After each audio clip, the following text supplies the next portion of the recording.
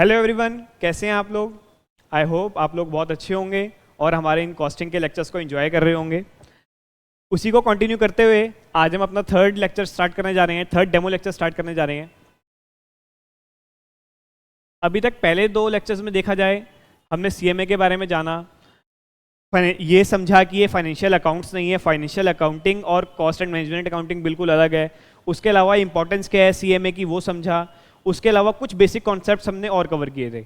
उसके बाद हम अपने सिलेबस का ओवरऑल लिया था हमने, जिसमें हमने ब्रीफ में इंट्रोडक्शन समझा था। मैंने आपको हर चैप्टर का रेलेवेंस समझाया था, हर चैप्टर का पर्पस समझाया था और हर चैप्टर में हम क्या करने वाले हैं उसको एक टच दिया था आपके लिए। उसके बाद प्रीवियस लेक्चर की अगर बात करी जाए उसमें हमने कॉस्टिंग, जो कॉस्ट हैं, टाइप्स ऑफ कॉस्ट हैं बेस्ड ऑन फंक्शन करा था। उसके अलावा हमने types of cost based on function cover किया था। मेजरली ये टॉपिक्स अभी तक कवर हुए हैं हमारे। और प्रीवियस लेक्चर्स में जैसा मैंने आपको बताया भी हुआ है कि जो भी हम प्रीवियस लेक्चर में करेंगे पहले 10 से 15 मिनट में हम उसको रिवाइज ज़रूर करेंगे ताकि आपका जो कॉन्सेप्ट है और ज़्यादा स्ट्रांग हो जाए। और मैं आपको ये एडवाइस भी करा था मैंने आपको प्रीवियस लेक्चर में भी कि जो 10 से पहले 10 से 15 मिनट की रिवीजन होती है उसमें जो मैं स्क्रिप्ट में आपको थोड़े से नोट्स देता हूँ, अगर आप उसे नोट करेंगे तो आपको लास्ट रिवीजन में बहुत असिस्ट होने वाला है। चलिए हम स्टार्ट करते हैं। बेस्ड ऑन फंक्शन हमने टाइप्स ऑफ कॉस्ट समझी थी।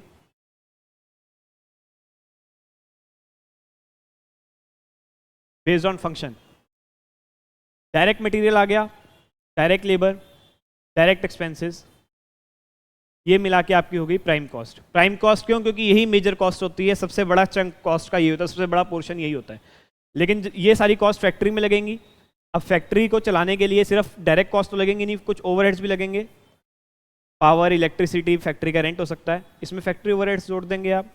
ये आ जाएगी एफसी यानी कि फैक्ट्री कॉस्ट, फैक्ट्री तक की कॉस्ट हो गई। उसके बाद फैक्ट्री कभी भी आइसोलेशन में काम तो कर नहीं सकती है, फैक्ट्री को चलाने के लिए ऑफिस एंड एडमिनिस्ट्रेशन भी लगेगा।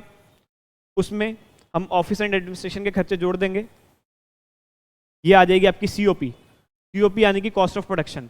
मैं कुछ आपके सामने शॉर्ट फॉर्म्स वगैरह जरूर यूज़ करूंगा ताकि हम चीज़ों को क्रिस्प वे में समझ सकें। जब हम वैसे भी रिवीजन कर रहे हैं हमें क्रिस्प करना है चीज़ों को।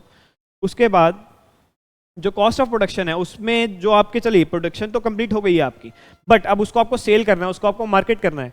उसके लिए फर्दर आपकी कॉस्ट लगेगी सेलिंग एंड डिस्ट्रीब्यूशन ओवरहेड्स की। इस वे में ये आ गई आपकी कॉस्ट ऑफ सेल्स। ये आपका based on function types of cost cover हो गई है। इसी के बेस पे हमने कुछ एग्जांपल्स भी करे थे। तो एक में मैंने आपसे कॉस्ट ऑफ सेल्स निकलवाई थी, दूसरे में मैंने इसको रिवर्स कैलकुलेशन कराने के लिए डायरेक्ट मटेरियल को ओमिट कर दिया था और आपको कहा था कि इसको रिवर्स कैलकुलेट करिए करके अब आप डायरेक्ट मटेरियल निकालिए, जिसमें आपको कॉस्ट ऑफ सेल्स गिवन थी।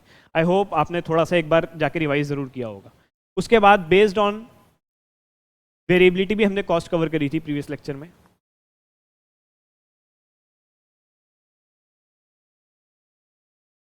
Based on variability fix cost जो फिक्स रहती है respective of production.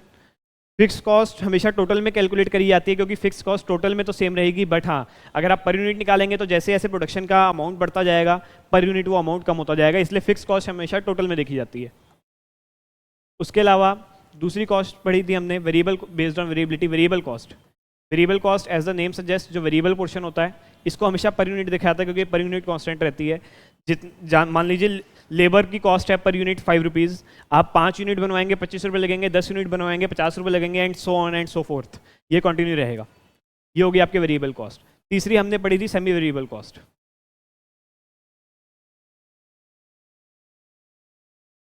Semi variable cost में हमने क्या पढ़ा था? सेमी वेरिएबल कॉस्ट वो है जिसमें कुछ पोर्शन फिक्स्ड होता है, कुछ पोर्शन वेरिएबल होता है। इसका बेस्ट एग्जांपल मैंने आपको दिया था आपका इलेक्ट्रिसिटी का बिल, जिसमें एक मिनिमम चार्जेस तो होते ही होते हैं, वो फिक्स्ड होता है चाहे आपकी कंजम्पशन जीरो हो, और उसके अलावा उसके ऊपर पर यूनिट चार्जेस होते हैं जो आपका वेरिएबल पोर्शन रहता है। फिक्स्ड भी होता है इसमें, वेरिएबल भी होता है। ये सेमी वेरिएबल की बात रही। सेमी वेरिएबल कॉस्ट में हमने बेस्ड ऑन आउटपुट उसको फिक्स्ड और वेरिएबल में स्प्लिट करने का एक वे समझा था, जिसको फॉर्मूला कहा जाता है, लेकिन मैंने आपको उसको लॉजिकली बताया था। मैंने कहा था जहाँ तक जरूरत हो आप लॉजिक्स के साथ चलिए, फॉर्मूलाज को याद करने की आपको जरूरत नहीं पड़ेगी। बेस्ड ऑन आउटपुट हमने समझा था कि अगर हम चेंज इन टोटल कॉस्ट ले लेते हैं और उस पर चेंज इन आउटपुट, क्योंकि जो चेंज आ रहा है वो कहीं ना कहीं जो आ रहा है वो फिक्स पोर्शन तो फिक्स्ड है, उसके लिए तो चेंज आ नहीं रहा। जो चेंज आ रहा है कहीं ना कहीं वेरिएबल पोर्शन की वजह से आ रहा है, और कितने यूनिट्स पे आ रहा है उसको आउटपुट को नीचे ले लेंगे, आपकी वेरिएबल कॉस्ट पर यूनिट आ जाएगी। और इसी में से टोटल कॉस्ट में से number of units minus variable cost per unit जो आपकी है इंटू नंबर ऑफ यूनिट्स अगर आप माइनस कर देंगे टोटल कॉस्ट में से, तो ये आपका फिक्स कॉस्ट आ जाएगी। आई होप ये सब चीज़ें आप लिंक कर पा रहे होंगे। ये सारा बड़ा बेसिक चीज़ें थी जो हमने बहुत डिटेल में प्रीवियस लेक्चर में कवर करी थी।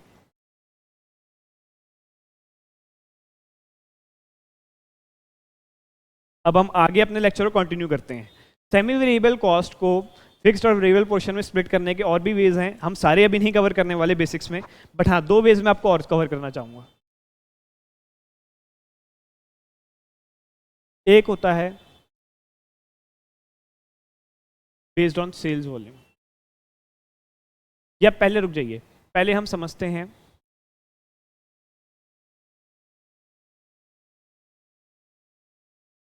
ली स्क्वायर मेथड, ये इक्वेशन मेथड भी कहते हैं इसे, ली स्क्वायर मेथड।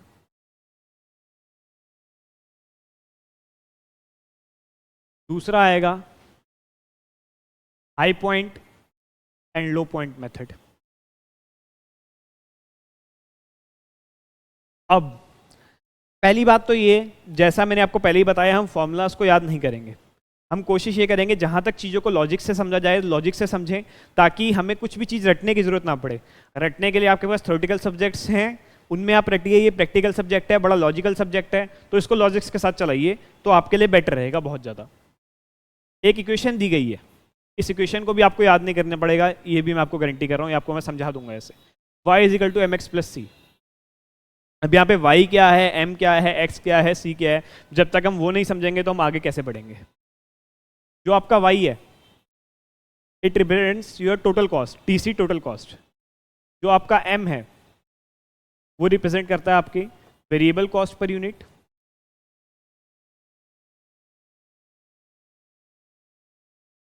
या direct labour cost per unit. जो आपका x है that represents your level of output,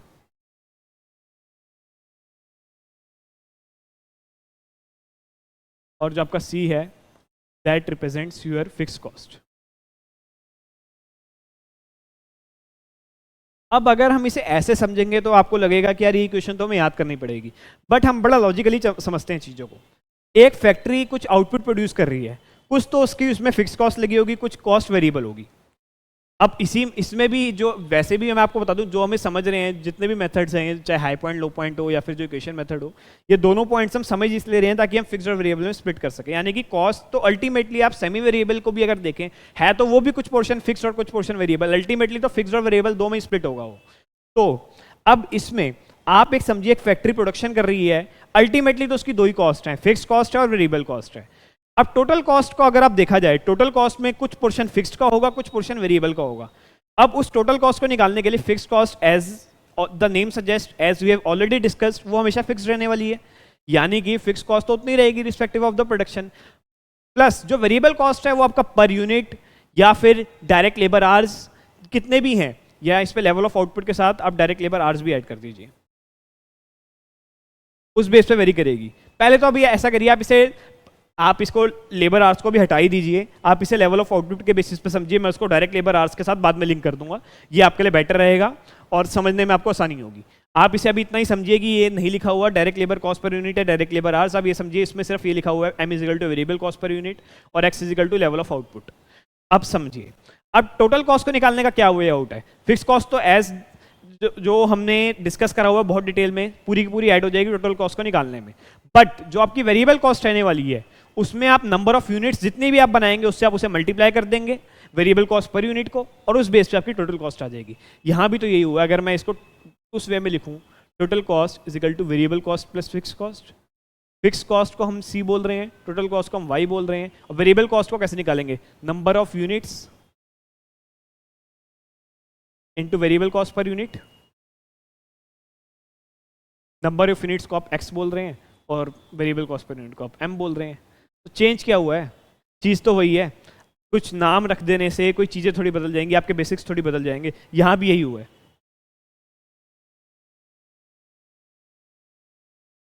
अब इस वे में आप, मैं उम्मीद करता हूँ आप इस इक्वेशन को समझ चुके होंगे। अगर आप इसे दोबारा समझना चाहते हैं और इसको मैं थोड़ा क्रिस्प करता हूँ, टोटल कॉस्ट जो लिखा हुआ है इसी को द्वारा एक्सप्लेन कर रहा हूँ। Total cost is equal to variable cost plus fix cost. जब आप टोटल कॉस्ट की बात करेंगे उसमें वेरिएबल कॉस्ट में number of units into variable cost per unit आएगी, फिक्स कॉस्ट पूरा का पूरा एक चंक के तौर पे, एक अमाउंट के तौर पे ऐड हो जाएगा टोटल कॉस्ट में। यही यहाँ पे भी हो रहा है। एम एक्स वाई आपकी फिक्स टोटल कॉस्ट है, एम एक्स एम जिसमें variable cost per unit, x आपकी आउटपुट, सी आपकी फिक्स कॉस्ट। अब यहाँ पे डायरेक्ट लेबर आवर्स का क्या चक्कर है वो समझ लेते हैं।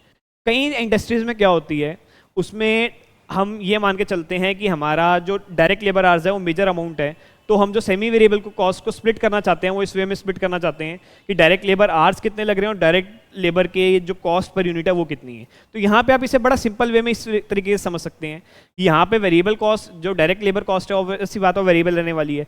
यहाँ वेरिएबल कॉस्ट की जगह आप ये मान लीजिए यहाँ डायरेक्ट लेबर कॉस्ट आ गई है, वो भी वेरिएबल कॉस्ट ही है आपकी। यहाँ पे ऐसी आ गई total cost is equal to variable cost per unit में, अब वो आ गया direct labour cost per unit, और आपका जो लेवल ऑफ आउटपुट की जगह डायरेक्ट लेबर आवर्स आ गए, क्योंकि डायरेक्ट लेबर जब कॉस्ट की बात करेंगे तो वो तो नंबर ऑफ आवर्स से लिंक होगी ना, हम पर यूनिट की तो बात नहीं कर रहे हैं, हम डायरेक्ट लेबर कॉस्ट पर आर की बात कर रहे हैं। यहाँ पे जब डायरेक्ट लेबर कॉस्ट पर आर है तो जो हम उसको मल्टीप्लाई करके टोटल डायरेक्ट लेबर कॉस्ट निकालेंगे उसमें भी तो आर्स लेंगे ना। बस इतनी सी बात है, इसमें कुछ ज़्यादा है नहीं है, फिर भी हम इसको एक दो एग्जाम्पल्स के थ्रू कवर करना चाहेंगे और एग्जाम्पल्स अच्छे लेवल के होंगे। आई गेस यहाँ पे हमें इसे हटा के अभी इसी मेथड को कवर करना चाहिए, इसी के न्यूमेरिकल्स करने चाहिए ताकि आपको प्रॉपर विजिबल हो। एग्जाम्पल 1 इलस्ट्रेशन है, जो मर्जी कह लीजिए। इसमें हम एक काम करते हैं, ये हो गई आपकी आउटपुट, या आउटपुट लेके चलें या डायरेक्ट, वैसे मुझे ऐसा लगता है हमने आउटपुट के बेसिस पे कर लिए हैं क्वेश्चंस, हम इसको दूसरे वे में लेके चलते हैं जो आपके लिए अभी नई चीज़ है। हम इसे डायरेक्ट लेबर आवर्स के वे में लेके चलते हैं और ये आ गई आपकी total cost. Direct labour hours आप यहाँ मान लीजिए 400, यहाँ मान लीजिए 500, उसके अलावा टोटल कॉस्ट आप मान लीजिए 2400, और इस वे में इक्वेशन फॉर्म करनी चाहिए हमें। हम इसको मान लेते हैं 2600। चलिए ये हमारे पास क्वेश्चन है, डायरेक्ट लेबर आवर्स है हमारे पास, टोटल कॉस्ट है हमारे पास। अब हमें क्या करना है हम ये समझ लेते हैं, हमें यहाँ पे निकालना है। अब आपको जैसा कि आप समझ गए होंगे वैसा ही हुआ है यहाँ पे। अब आपसे वो टोटल कॉस्ट दी हुई है, अब आप वो आपसे कहेगा क्वेश्चन कि इसे वेरिएबल कॉस्ट और फिक्स कॉस्ट में स्प्लिट कर दीजिए, क्योंकि अब यहाँ पे डायरेक्ट लेबर आवर्स दिए हुए हैं तो ये अब आपसे वेरिएबल कॉस्ट में डायरेक्ट लेबर आर रेट निकलवाएगा, यानी कि डायरेक्ट लेबर कॉस्ट पर आर, उसको डायरेक्ट लेबर आर रेट कहते हैं, डायरेक्ट लेबर आर रेट, यानी कि इसको दूसरा नाम हो गया, दूसरा वे हो गया बोलने का डायरेक्ट लेबर कॉस्ट पर आर। ये निकालना है आपको, प्लस में साथ में आपको फिक्स कॉस्ट निकालनी है। ये आपके क्वेश्चंस की रिक्वायरमेंट है। अब उस वे में अब आप कैसे चलेंगे, आप इसकी इक्वेशन को ही बनाइए ना, ये इक्वेशन आपने समझ गए थे आप, अब आपने इसे इक्वेशन को याद नहीं करा है, आप इसे समझ चुके हैं। y is equal to m x plus c, दोनों इक्वेशन में वैल्यू पुट करते जाइए। टोटल कॉस्ट कितनी है 2400, वेरिएबल कॉस्ट पर यूनिट आपको नहीं पता, आउटपुट आपको डायरेक्ट लेबर आवर्स आपको पता है। अब direct labour cost per unit मान लीजिए ए है, let us direct labour cost DLC per hour है, गलती से मैंने पर यूनिट बोल दिया, डायरेक्ट लेबर कॉस्ट पर आर आप मान लीजिए ए है, यानी कि आउटपुट आपकी 400 है, 400 ए प्लस में फिक्स कॉस्ट भी आपको नहीं पता, इसको आप सी रहने दीजिए, fix cost is equal to c. दूसरी क्वेश्चन में अगर आप वैल्यू पुट करेंगे 2600 is equal to 500 a plus में सी। अब आप इन्हें सॉल्व कर देंगे इक्वेशंस को। आई गेस आप समझते होंगे, जानते होंगे इन इक्वेशन को कैसे सॉल्व करना है। आप ऑब्वियसली बात है, ये इक्वेशन ऊपर आती है, आपको और थोड़ा बेटर वे में उसको अंडरस्टैंड है तो इसमें कोई फर्क नहीं पड़ने वाला, आप इसे इसी वे में लेके चलिए। 200 हमने इसे एलिमिनेशन से सॉल्व करा है, सी से सी कट गया, 500 A minus 400 100 A, 2600 minus 2400 200, A is equal to 2। यानी कि आपकी डायरेक्ट लेबर आर रेट आ गया 2 रुपीज़, डायरेक्ट लेबर कॉस्ट पर आर आ गया आपका 2। अब ये तो आप निकाल चुके हैं डायरेक्ट लेबर आर, अब आपको निकालनी है फिक्स कॉस्ट। किसी भी इक्वेशन में वैल्यू पुट कर दीजिए। आप मान लीजिए ये फर्स्ट इक्वेशन है, ये सेकंड इक्वेशन है, पुट वैल्यू इन इक्वेशन 1, क्या आया 2400 is equal to 800 plus C is equal to 1600। Similarly अगर आप दूसरी इक्वेशन में पुट करते ये आ जाता 1000, 2600 minus 1000, C is equal to again 1600। ये बेसिक मैथ्स है। जो कॉन्सेप्ट था वो ये था कि किस वे में क्वेश्चन बन सकता है और ये क्वेश्चन एमसीक्यूज वगैरह में टेस्ट हो सकते हैं, किसी बड़े क्वेश्चन का पार्ट भी बन जाते हैं क्वेश्चन। आई होप आपको ये इक्वेशन मेथड समझ आया होगा। बहुत इजी मेथड है, कुछ नहीं है इसमें। दोबारा मैं इसको समराइज करना चाहूँगा। मैं ये चाहता हूँ जो कॉन्सेप्ट मैं क्लास में आपको समझा रहा हूँ वो आपके दिमाग में छप जाए। मैं इसलिए इस कॉन्सेप्ट को बोलते बोलते पढ़ाते पढ़ाते 3-4 बार उसे रिपीट कर देता हूँ। टोटल कॉस्ट कैसे निकालते हैं? Fix cost plus variable cost. Fix cost वहाँ पे इसका डेफिनेशन सी है। वेरिएबल कॉस्ट में कैसे निकालेंगे? यानी कि variable cost, total variable cost की बात हो रही है यहाँ पे, यानी कि variable cost per unit into number of units. यहाँ पे नंबर ऑफ यूनिट्स x है, variable cost per unit m है। अगर डायरेक्ट लेबर कॉस्ट, अगर आप वेरिएबल कॉस्ट की जगह ये माने कि वेरिएबल कॉस्ट यहाँ पे है टोटल डायरेक्ट लेबर कॉस्ट, तो उसमें क्या आएगा? Direct labour are rate into direct labour hours.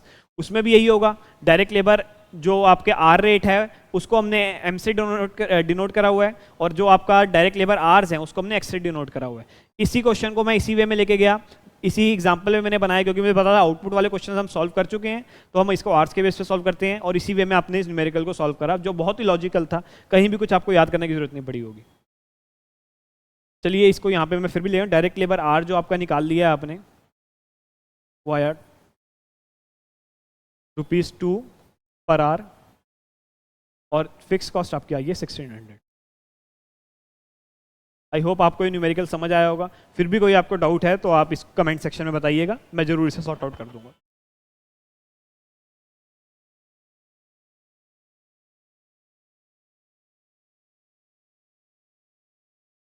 अब हम बात करेंगे दूसरे मेथड की।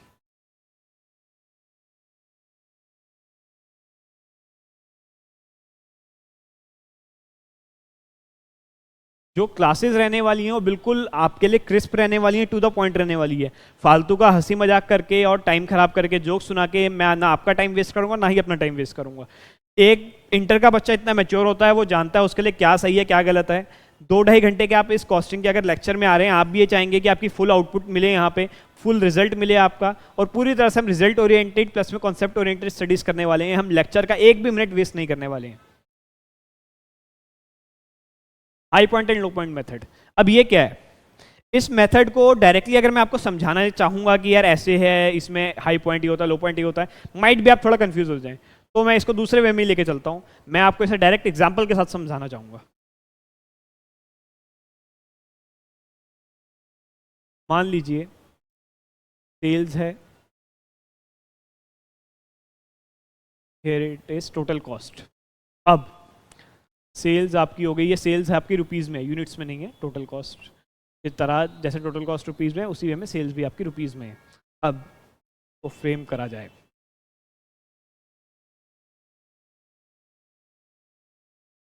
4000, 5000, 6000।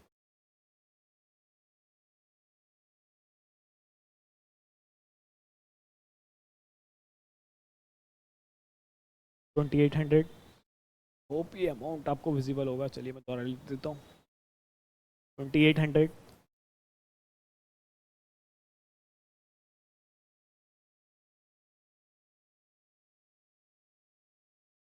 3000,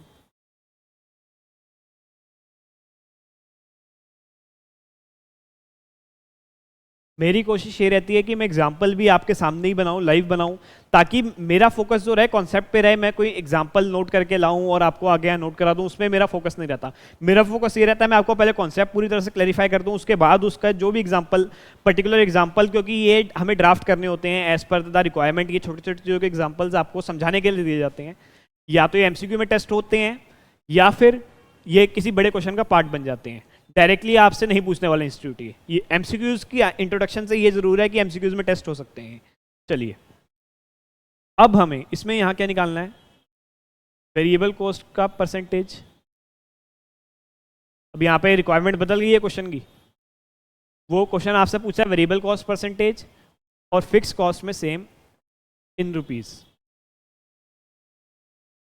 अब यहाँ पे भी सेम, ये सारे जो वेज हम समझ रहे हैं, मैं उम्मीद करता हूँ आप अपने टॉपिक से डाइवर्ट नहीं हुए हैं। ये सारे वेज हम समझ रहे हैं सेमी वेरिएबल कॉस्ट को फिक्स्ड और वेरिएबल में स्प्लिट करने के, कि क्या फिक्स पोर्शन है और क्या वेरिएबल पोर्शन है। उसमें वही सब चल रहा है जिसमें हम दो मेथड कवर कर चुके हैं, लेवल ऑफ आउटपुट मेथड और दूसरा आपका इक्वेशन मेथड। अब तीसरे मेथड पे हम आ गए हैं, high point and low point method पे। इस मेथड पे मैंने आपको अभी तक कुछ नहीं बताया, मैंने आपको एक एग्जांपल से लेके चला हूं मैं आपको। अब ये मेथड कहता क्या है, इस मेथड में इसका ये कहता है कि आप हाईएस्ट पॉइंट लीजिए, आप लोएस्ट पॉइंट लीजिए, यही टोटल कॉस्ट के साथ भी यही करिए। अब आपने ये समझना है कि कितनी क्वेश्चन की रिक्वायरमेंट तो आप समझ गए होंगे। वेरिएबल कॉस्ट की परसेंटेज मान लीजिए 100% आपकी टोटल कॉस्ट होती है। इसमें वेरिएबल कॉस्ट कितने परसेंटेज है, 20% है, 30% है, 40% है, 50% है। और फिक्स कॉस्ट का अमाउंट, फिक्स कॉस्ट भी परसेंटेज में निकल सकती है, लेकिन उसका अमाउंट ही पूछा जाएगा यहाँ पे, क्योंकि एक चीज़ परसेंटेज में होगी, दूसरी अमाउंट में हो जाएगी। क्योंकि फिक्स कॉस्ट तो मैंने आपको बताया उसका कोई मतलब नहीं, आप इसे परसेंटेज वेरी होती रहेगी, बट उसका अमाउंट तो फिक्स रहने वाला है। हाँ, वेरिएबल कॉस्ट को परसेंटेज में निकालने का लॉजिक है, क्योंकि अब यहाँ पे लॉजिक भी समझ लीजिए इसको। अब इसने हमें लेवल ऑफ आउटपुट नहीं दिया क्वेश्चन ने, क्वेश्चन की जो इनपुट है और आउटपुट है दोनों डिपेंडेंट होते हैं। अगर इनपुट चेंज हो जाएगा क्वेश्चन का आउटपुट भी चेंज हो जाएगा। इनपुट यानी कि जो आपको एग्जामिनर क्वेश्चन बैंक में दे रहा है, और आउटपुट वो जो आपको निकालने को कहा जा रहा है। क्योंकि यहाँ पे एग्जामिनर हमें आपको लेवल ऑफ आउटपुट नहीं दे रहा। अगर यहाँ पे ये हमें ये दे दे 400 यूनिट, 500 यूनिट, 600 यूनिट, तो हम वेरिएबल कॉस्ट पर यूनिट भी निकाल सकते हैं। बट क्योंकि यहाँ पे एग्जामिनर ने हमें लेवल ऑफ आउटपुट नहीं दिया है, तो हम पर यूनिट तो निकाल ही नहीं सकते। पर यूनिट वाला तो चक्कर खत्म हो गया यहाँ पे। बट हम ये निकाल सकते हैं कि ये टोटल कॉस्ट में से कितना परसेंटेज ऐसा है जो वेरिएबल है, और फिक्स कॉस्ट को हम अमाउंट में जरूर निकाल सकते हैं, क्योंकि फिक्स कॉस्ट तो नेवरदलेस कांस्टेंट रहने वाली है। वो तो वेरिएबल कॉस्ट होती है जो टोटल आउटपुट के साथ वेरी करती है। बट क्योंकि हमें टोटल आउटपुट नहीं पता, तो हम पर यूनिट नहीं निकालेंगे उसे, हम उसको परसेंटेज में निकालेंगे। चलिए अब हम अपने डिस्कशन को आगे बढ़ाते हैं। अब इस मेथड के हिसाब से हम क्या करते हैं, आप ये समझिए कि टोटल कॉस्ट में चेंज हुआ है यार। बड़ी लॉजिकल सी चीज़ें यहाँ भी में हम फॉर्मूला नहीं याद करने वाले। क्या हुआ था यार, हमने लेवल ऑफ आउटपुट मेथड में तो यही चीज़ कंसिडर करी थी। टोटल कॉस्ट में चेंज किस वजह से आया है, वेरिएबल कॉस्ट की वजह से ही तो आया है ना। टोटल कॉस्ट में जो चेंज आया है वेरिएबल कॉस्ट की वजह से आया है, ठीक है। यानी कि 3200 माइनस 2800, ये जो 400 का चेंज है वेरिएबल कॉस्ट की वजह से है। चलिए ये तो समझ आ गई बात। बट क्योंकि हम अब ये तो आपको समझ आ गया, ये जो निकलने वाला है, जो भी निकलेगा ये वेरिएबल कॉस्ट के लिए निकलेगा, जो भी हम कैलकुलेशन कर रहे हैं। क्योंकि जो चेंज हम कंसीडर कर रहे हैं वेरिएबल कॉस्ट का कर रहे हैं, तो यार जो निकलेगा वो तो वेरिएबल कॉस्ट का निकलेगा, वो कोई फिक्स कॉस्ट का थोड़ी निकल जाएगा। चलिए यहाँ पे अब हम वेरिएबल कॉस्ट कंसीडर कर रहे हैं। 400 रुपये से आपकी वेरिएबल कॉस्ट बढ़ गई है, 400 रुपये से आपकी वेरिएबल कॉस्ट बढ़ गई है, और उसी की वजह से टोटल कॉस्ट बढ़ गई है। फिक्स कॉस्ट तो कांस्टेंट है आपकी। चलिए तो अब इसको हमें परसेंटेज में निकालना है ना।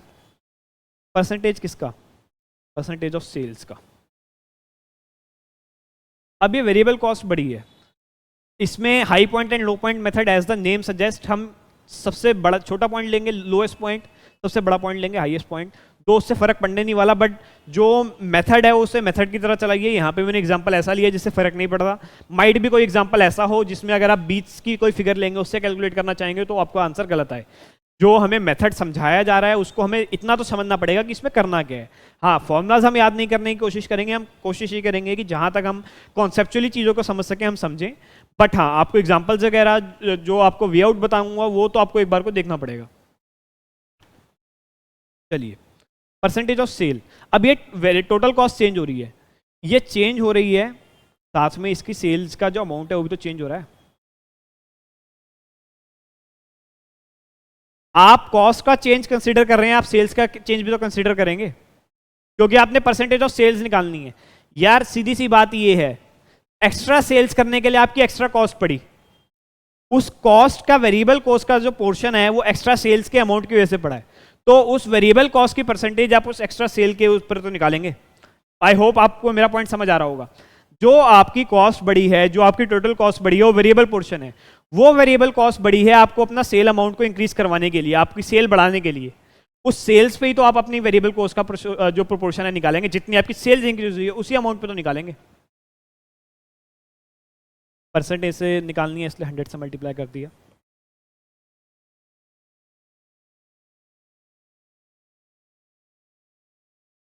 ये 4000 है, 2000 है, ठीक है, बाकी सही है। 6000 माइनस 4000, ये अभी आपको मैं फॉर्मूला भी लिख दूंगा, बट मैं नहीं उम्मीद करता कि आप फॉर्मूला के बेस पे चलेंगे। मैंने आपको ये जरूर समझा दिया कि highest point and lowest point लेना होता है। इसमें आपने हाईएस्ट ले लिया, लोएस्ट ले लिया। कितना आया? आई गेस ये आया 20%। यानी कि टोटल कॉस्ट का 20% कॉस्ट वेरिएबल कॉस्ट है, यानी कि 80% फिक्स है। बड़ी लॉजिकल सी बात है। लेकिन फिक्स कॉस्ट तो फिक्स ही रहेगी यार, उसको अमाउंट में निकालो ना, उसको वेरिएबल, उसको परसेंटेज में निकाल के क्यों छोड़ दो? 20% वेरिएबल कॉस्ट आ गई आपकी, सेल्स की 20% वेरिएबल कॉस्ट है। देख लीजिए, हमने सेल्स की निकाली है। बाद में कोई मेरे से ये ना पूछे कि यार आपने इसको सेल्स में से क्यों माइनस करा वेरिएबल फिक्स कॉस्ट निकालने के लिए। 20% उस variable cost percentage of sales की है 20%। चलिए, अब ये तो निकल चुकी है। अब वेरिएबल कॉस्ट का हम अमाउंट एक बार तो निकाल हमें देखना पड़ेगा, क्योंकि उस अमाउंट के बेसिस पे हम उसे टोटल कॉस्ट में से लेस करेंगे, उस बेस से आपकी फिक्स कॉस्ट आ जाएगी। अब ये मैं दोबारा रिपीट कर रहा हूं, ये जो 20% है ये सेल्स की है, 20% सेल्स की है वेरिएबल कॉस्ट। चलिए फिक्स कॉस्ट निकाल देते हैं। अब फिक्स कॉस्ट कैसे आएगी? Total cost minus variable cost. Total cost कितनी है? किसी भी क्वेश्चन में डाल दीजिए, मैं पहली में डाल देता हूँ 4000, वेरिएबल 2800, बैड। टोटल कॉस्ट है 2800, वेरिएबल कॉस्ट कितनी है? 20% ऑफ सेल्स। सेल्स अमाउंट कितना है? 4000 इंटू 20%। फिक्स कॉस्ट आ गई 2000। चलिए यहाँ पे मैं आपको एक इक्वेशन में और डाल के दिखाया था, सेम आंसर आने वाला है। मैं अब जो जिस इक्वेशन का यूज़ नहीं हुआ, मैं चले उसको कन्फ्यूजन के लिए रहने ही दीजिए। आप ये समझिए highest point and lowest point method में आपको पहली और आखिरी क्वेश्चन कंसिडर करनी है, बीच वाली को हटा दीजिए। चलिए, फिक्स कॉस्ट यहाँ पे कितनी आ गई? फॉर्मूला नहीं लिख रहा मैं दोबारा। टोटल कॉस्ट माइनस सेल्स का 20%, वेरिएबल कॉस्ट आपकी यहाँ भी आ गई 2000। आई होप आपको ये सब चीज़ें क्लियर हो रही होंगी। बहुत ईजी चीज़ें हैं, कुछ नहीं है। अब इसका अगर आपने फॉर्मूला के बेस में आपने समझना है, मैं आपको लॉजिकली समझा चुका हूँ इस चीज़ को, दोबारा रिपीट भी कर दूंगा एक बार। बट अगर फॉर्मूला के बेस पे समझना है, total cost at highest point minus total cost at lowest point, sales at highest point minus sales at lowest point into 100। ये आ गई आपकी परसेंटेज ऑफ वेरिएबल कॉस्ट। उसके बेस पे जब आपके पास परसेंटेज ऑफ वेरिएबल कॉस्ट आ जाएगी ऑफ सेल्स, क्योंकि आप सेल्स पे निकाल रहे हैं, उसके बाद आप उसको टोटल कॉस्ट में से वेरिएबल कॉस्ट को माइनस करेंगे, फिक्स कॉस्ट आ जाएगी। बाकी आई डोंट होप कि आपके फॉर्मूला याद करने की जरूरत पड़ेगी, बड़ा लॉजिकल चीज़ है और लॉजिकल वे में आपको समझाया गया है। चलिए चलिए इसको एक बार मैं समराइज़ कर देता हूँ आपको लॉजिक के साथ। इसमें क्या हुआ, हमने देखा कि टोटल कॉस्ट में चेंज आ रहा है और उस चेंज सेल्स में भी आ रहा है, तो हमने वेरिएबल कॉस्ट की परसेंटेज निकाल दी ऑफ सेल्स। लॉजिकली चले हम इसमें बहुत, उसमें से जो टोटल कॉस्ट आई, उस फिक्स कॉस्ट निकालने के टोटल कॉस्ट में से हमने वेरिएबल कॉस्ट का जो परसेंटेज निकाली है सेल्स की, वो हमने माइनस कर दी। उस बेस पे आपकी फिक्स कॉस्ट भी आ गई। चलिए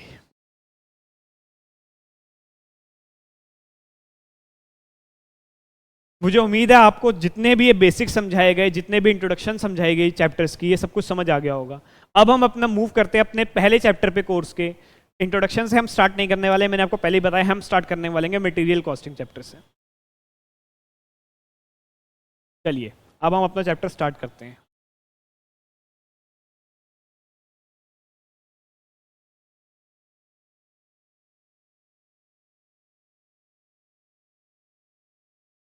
पहली बात, मैं 2 पॉइंट्स लिखने वाला हूँ बोर्ड पे, उसके बाद मैं भी उनको एक्सप्लेन नहीं करूंगा, मैं आपको 2 मिनट दूंगा क्योंकि मैं पॉइंट से एक्सप्लेन कर चुका हूँ। तो आपको ये सोचना है कि हाँ इन पॉइंट्स का क्या रिलेवेंस है, यहाँ पे क्या कहना चाह रहा हूँ मैं इन पॉइंट्स के जरिए।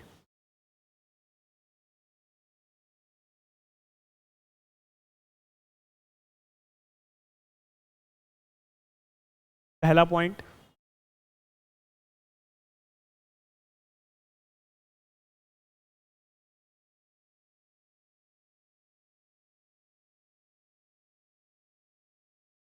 और ये दूसरा पॉइंट।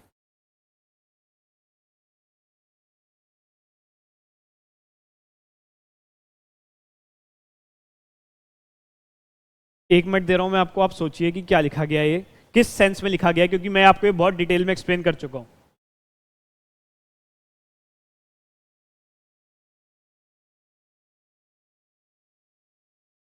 चलिए, जैसा कि बताया गया था आपको, जो मटेरियल कॉस्टिंग जो चैप्टर है, इसमें हम पढ़ने वाले हैं डायरेक्ट मटेरियल, जो डायरेक्टली प्रोपोर्शनेट, डायरेक्टली एट्रीब्यूटेबल है, डायरेक्टली एलोकेट हो सकता है, वो उसमें ड्रिल की बात करेंगे हम उसमें ड्रिल की बात नहीं करेंगे जो इनडायरेक्ट वे में एलोकेट होगा, जिसको हम ओवरहेड्स कहते हैं। इसको मैं समझा चुका हूँ, indirect material, indirect labour, indirect expense, इसको सबको मिला के एक कॉमन नेम दिया गया है जिसको कहते हैं ओवरहेड्स, और उसका ओवरहेड्स का एलोकेशन हम या तो ओवरहेड्स चैप्टर में सीखेंगे या एबीसी एनालिसिस में सीखेंगे। यहाँ पे उसका कोई काम नहीं है। यहाँ पे हम जो मटेरियल कॉस्टिंग की बात करेंगे, अगर मैं मटेरियल बोल रहा हूँ, मटेरियल कॉस्टिंग की बात कर रहा हूँ, आपके लिए बट ऑब्वियस चीज होनी चाहिए कि सर डायरेक्ट मटेरियल की बात कर रहे हैं या इनडायरेक्ट मटेरियल की बात नहीं हो रही। दूसरी बात, आपको ये चीज मैं पहले समझा चुका हूँ, मटेरियल यानी कि रॉ मटेरियल, कच्चा माल, जो आपका फिनिश प्रोडक्ट है, कायदे से तो वो भी मटेरियल को कहना चाहिए, वो भी तो मटेरियल है। लेकिन कॉस्टिंग में जब जब हम मटेरियल की बात करेंगे, वो आपका रॉ मटेरियल होगा, वो आपका डायरेक्ट मटेरियल होगा। इस बात को मैं बहुत फोकस कर रहा हूं, बहुत तेज बोल के आपको बता रहा हूं, ताकि आपके दिमाग में ये चीज चली जाए। जब भी हम कॉस्टिंग में मटेरियल की बात करेंगे, वो डायरेक्ट मटेरियल होगा प्लस में वो रॉ मटेरियल होगा, दोनों चीजें यही रहने वाली हैं, ये चेंज नहीं होने वाली। कॉन्सेप्ट्स आपके अगर स्ट्रांग रहेंगे, आपको कहीं भी क्वेश्चन में दिक्कत नहीं आएगी, आप इस चीज को समझ लीजिए। ये बेसिक्स हैं बहुत, इन पे अगर बेसिक्स पे कमांड अच्छी रखेंगे तो आपको दिक्कत नहीं आने वाली आने वाले समय में। आई होप आपको ये चीज समझ आ गई है। और एक चीज मैं आपको डाउट और क्लियर कर दूं, कुछ बच्चे सोच रहे होंगे सर तो सिर्फ बोर्ड पे पढ़ा दें, ऐसे क्वेश्चंस कैसे सॉल्व होंगे। हम अभी यहाँ क्वेश्चन सॉल्व कर ही नहीं रहे हैं, जो मैं आगे भी यही कोशिश करूंगा, हम भी स्क्रीन से कवर करेंगे, जिससे आपको स्क्रीन से क्वेश्चन सॉल्व कराए जाएंगे, जो पेपर पे लिख के और यहाँ पे कैमरा से यहाँ पे स्क्रीन पे दिखा के। बट मैं कोशिश ये करूंगा आगे भी कि जो भी हमारे जो बेसिक्स हैं, जो भी चैप्टर का, जो एक चैप्टर का पहला लेक्चर वो होता है जो बेसिक्स होते हैं, वो बेसिक्स अगर बोर्ड पे लिख के सिखाए जाते हैं, उसका एक इम्पैक्ट अलग आता है। जैसे स्कूल में अगर टीचर्स हमारे जो चीज़ बोर्ड पे लिख के सिखाते थे, उसका इम्पैक्ट अलग आता है। तो मैं आगे भी ये कोशिश करूंगा, जो क्वेश्चन सॉल्विंग लेक्चर्स है वो तो ऑब्वियस सी बात है, हम इस पे नहीं कर सकते इस बोर्ड पे ऐसे लिख के, बट जो भी हम अपने कॉन्सेप्चुअल लेक्चर्स करेंगे, जो भी हम चैप्टर का पहला लेक्चर करेंगे जिसमें पूरा बेसिक्स कवर होता है, पूरा बेस, पूरा फाउंडेशन तय होता है उस चैप्टर का, उसको हम कोशिश करेंगे कि हम बोर्ड पे समझे बहुत डिटेल में। चलिए, एक बार हम इसका प्रोक्योरमेंट प्रोसेस समझते हैं मटेरियल का, क्योंकि ये प्रोसेस आपको आना चाहिए। और मैं आपको गारंटी करता हूँ अगले 5 से 10 मिनट मेरी बात को ध्यान से सुनिएगा, आपको ये याद करने की जरूरत नहीं पड़ेगी। स्टेप बाय स्टेप आपको चीज़ें बड़ी लॉजिकल वे में कनेक्ट होती जाएंगी, बहुत लॉजिकल चीज़ें हैं। मैं आपको कह रहा था कि हम procurement, hello hello, half hour का रिकॉर्ड हुआ है ना वो?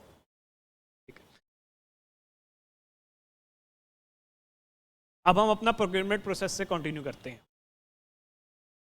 प्रोक्योरमेंट प्रोसेस, जैसा कि नाम सजेस्ट कर रहा है, प्रोक्योर करना है आपको किसी चीज को, खरीदना है आपको किसी चीज को, प्रोक्योर, आपको किसी चीज को परचेज करना है। आप देखिए, कॉस्टिंग बड़ी लॉजिकल सब्जेक्ट है, मैं आपको पहले दिन में ही कहा था, फर्स्ट लेक्चर में कहा था, बहुत लॉजिकल सब्जेक्ट है। लॉजिक्स के साथ पढ़िएगा, कहीं भी दिक्कत नहीं है, कहीं भी नहीं फंसेंगे। प्रोक्योर, परचेज करना है आपको किसी चीज को, अंदर लाना है, अपनी फैक्ट्री के लिए लाना है, अपने गोडाउन में लाना है, अपने स्टोर में लाना है, किसी भी चीज को अंदर लाना है अपनी फैक्ट्री के या गोडाउन के। अब इसमें क्या होता है, आप लॉजिकली समझिए, एक एग्जांपल लेके चलते हैं। मान लीजिए एक कार मैन्युफैक्चरिंग इंडस्ट्री है, से टोयोटा। कोई भी प्रोडक्शन होनी है किसी भी चीज़ को, अगर मान लो टोयोटा ने अपनी गाड़ियाँ मैन्युफैक्चर करनी है, सबसे पहले जो आता है ना वो आता है इंजीनियरिंग डिपार्टमेंट, दूसरे वे में बोल दीजिए प्लानिंग डिपार्टमेंट। वो प्लान करेगा कि यार ठीक है हमने कार्स बनानी है, इसके लिए क्या लगेगा, इसके लिए हमें मेटल लगेगा, इसके लिए हमें टायर्स लगेंगे, इसके लिए हमें चिप लगेगी, इसके लिए हमें स्टीरियो सेट लगेगा, इसके लिए हमें फाइबर लगेगा, इसके लिए हमें सीट्स के लिए सीट कवर्स लगेंगे, और भी बहुत कुछ। मेरे से ज़्यादा समझदार लोग होंगे जो कार्स के बारे में बेटर जानते होंगे, मैंने आपको एक एग्जांपल के तौर पे इसे समझाया है। चलिए, तो एक सबसे पहले जो रोल आता है वो होता है प्लानिंग डिपार्टमेंट का, जो प्लान करके बताता है, जो एक प्लानिंग बनाता है, एक लिस्ट बनाता है कि यार क्या, अगर हमें ये प्रोडक्ट बनाना है तो इसके लिए हमें क्या क्या रॉ मटेरियल लगेगा। उस लिस्ट का एक बहुत अच्छा नाम रखा गया है, जिसको बड़े लॉजिक से मैंने आपको बताया। उस लिस्ट का नाम रखा गया है बिल ऑफ मटेरियल्स। ये आपका प्लानिंग डिपार्टमेंट का रोल है सबसे पहले प्रोक्योरमेंट प्रोसेस में।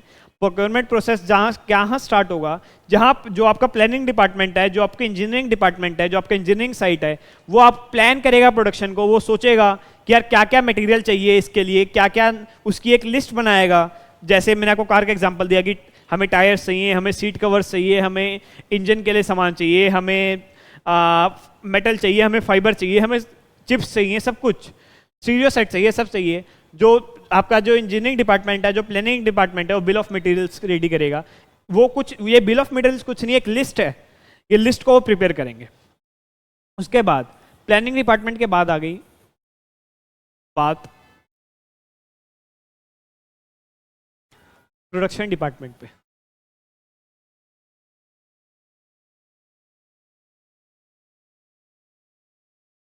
प्रोडक्शन डिपार्टमेंट पे बात आ चुकी है। अब प्रोडक्शन डिपार्टमेंट प्रोडक्शन कर रहा है, सही है, काम उसका ये है, उसी चीज के उससे पैसे मिल रहे हैं। अब एक सिचुएशन ऐसी भी आएगी, यार ऐसा तो नहीं है जो भी इस बिल में मटेरियल में सब कुछ लिखा हुआ है, सब कुछ प्रोडक्शन डिपार्टमेंट के पास पहले से फैक्ट्री पे अवेलेबल हो, फैक्ट्री फ्लोर पे सारी चीज़ें अवेलेबल हो, ये तो जरूरी नहीं है। चीज़ें अवेलेबल होंगी, नहीं होंगी, कुछ चीज़ें प्रोडक्शन के दौरान खत्म होंगी और उसकी रिक्वायरमेंट आएगी फैक्ट्री को। अब जो भी प्रोडक्शन डिपार्टमेंट है उसको उस मटेरियल की डिमांड करनी पड़ेगी। कहाँ से डिमांड करेगा वो, पहले चलिए इस बात के गौर करा जाए। जो भी हमारा जो प्रोडक्शन डिपार्टमेंट है उसे उस सामान की रिक्वायरमेंट है, वो कहाँ से लेगा वो सामान? वो सामान उन्हें लेना पड़ेगा स्टोर्स से। यार जितनी भी फैक्ट्रीज होती हैं वो अपना जो भी प्रोडक्शन हाउसेज अपना स्टोर बनाते हैं, अपना गोडाउन बनाते हैं। ये तो बनाना पड़ेगा ना, स्टोर बोल दीजिए उसे, गोडाउन बोल दीजिए उसे, वेयर हाउस बोल दीजिए, जो मर्जी बोल दीजिए। एक ऐसी जगह तो होगी ना जहाँ पे उनका माल इकट्ठा होता होगा, माल यानी कि रॉ मटेरियल उनका इकट्ठा होता होगा। ऐसी तो कोई जगह होगी ना जहाँ से वो डिमांड रेस करेगा प्रोडक्शन डिपार्टमेंट कि हाँ बिल ऑफ मटेरियल में जो प्लानिंग डिपार्टमेंट ने, जो इंजीनियरिंग डिपार्टमेंट ने ये सामान बताया था, ये मेरे पास अवेलेबल नहीं है या खत्म हो गया है, मुझे मटेरियल प्रोवाइड करा जाए जिसके बेस पे मैं अपनी प्रोडक्शन को कैरी कर सकूं। यानी कि इसको वो जो डिमांड रेस करेगा उसको कहते हैं मटेरियल रिक्विजिशन नोट।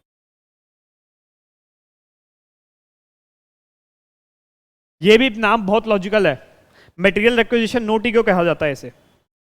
क्योंकि आप समझिए, आपको क्या है, प्रोडक्शन डिपार्टमेंट के लिए क्या है, उसको एक मटेरियल रिक्वायर्ड है, उसको एक रॉ मटेरियल की रिक्वायरमेंट है, तो उसका नाम क्या देगा वो? यार मटेरियल है और वो मुझे चाहिए, रिक्वायर्ड है, मटेरियल रिक्विजिशन। बहुत लॉजिकल चीजें हैं। मटेरियल उसको रिक्वायर्ड है, इसका नाम हो गया, जो प्रोडक्शन डिपार्टमेंट वो बोलेगा, उस लिस्ट का नाम बोलेगा जो वो मांगेगा आगे से, उसको कहेगा मटेरियल रिक्विजिशन नोट। ये जाएगी स्टोर्स के पास। अब स्टोर्स के पास पहुंच गई। स्टोर्स पे या तो वो मटेरियल, स्टोर्स आप समझ गए होंगे, मैं इसको लिख भी देता हूं, गोडाउन, वेयर हाउस, जो मर्जी बोल दीजिए इस चीज को। दो ही सिनेरियोज हो सकते हैं, या तो जो आपका गोडाउन है, जो आपका वेयर हाउस है, जो आपका स्टोर्स है, या तो वो सामान अवेलेबल होगा या नहीं होगा। दोनों सिनेरियोज पॉसिबल है, क्योंकि अगर वो स्टॉक रखते हैं और स्टॉक खत्म भी तो होगा। ये दोनों सिनेरियोज अवेलेबल हैं। अगर उसके पास वो सामान अवेलेबल होगा, वो डायरेक्टली प्रोडक्शन डिपार्टमेंट को उसके जो मटेरियल एक्विजिशन नोट है, जो उसमें सामान लिखा है, उस पर वो लोकेट कर देगा। अगर वो सामान अवेलेबल नहीं होगा, इसको भी तो आगे सामान परचेज करना पड़ेगा, स्टोर्स को भी तो ये आगे सामान लाना पड़ेगा अपने पास, तभी तो वो आगे दे पाएगा। स्टोर्स रेस करेगा परचेज रिक्विजिशन। अब इस नाम को ही मैं बड़ा लॉजिकली आपको बताने वाला हूं।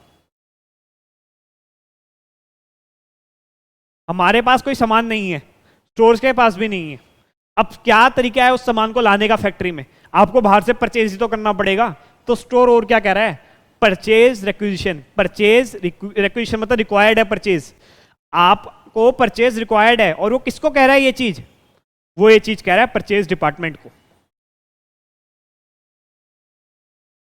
ये परचेज एक्विजिशन जाएगी परचेज डिपार्टमेंट के पास, जो प्रोक्योरमेंट डिपार्टमेंट के पास कह दीजिए, जो मर्जी कह दीजिए इसे।